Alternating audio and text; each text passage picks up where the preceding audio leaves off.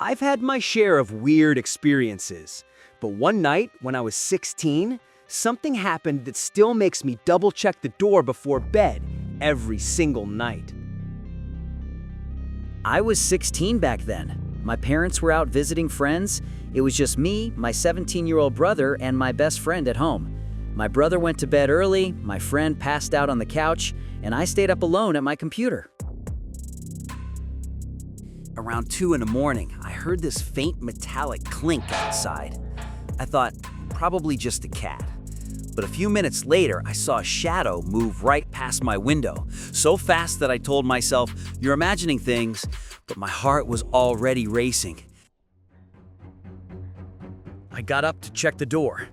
That's when I noticed both locks were open.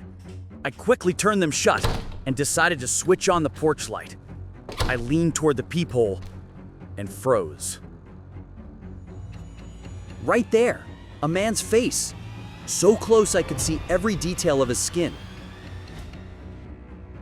He started talking.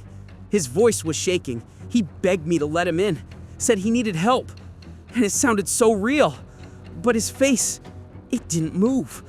No fear, no pain, just blank. Only his lips moved. I stared at him in horror and suddenly heard footsteps behind me. My heart dropped. I turned around and exhaled. It was my brother. He asked what I was doing. I just said, "There's someone outside." But when we looked through the peephole again, nothing. No one. I told my brother what I'd seen, and that's when he admitted he'd seen someone by the window earlier too, but thought he imagined it. We turned off the lights and watched the windows. Silence, stillness, then a scream from my room. We ran in and saw him, the same man, standing outside the window. His face motionless, blank. He was staring right at me, even though the light was behind him and the room was dark. There's no way he could see me, but his eyes were locked on mine.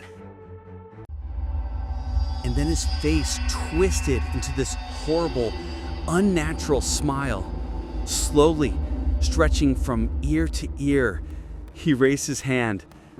There was a knife, a huge one, and he started tapping the tip of it against the glass, never breaking eye contact.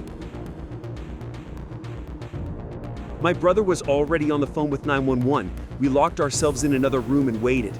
Every minute felt like forever. Finally, the police arrived, but when they checked the yard, no one. He was gone. We gave them the description. The officers made a composite sketch, called our parents, and stayed with us until they got home. Posters went up all over town. But that man was never found. Not a trace. Who was he? What did he want? Why did his voice sound desperate, but his face stayed blank? I'll never know. But I do know this. If my dad hadn't installed those window bars, I might not be here telling this story.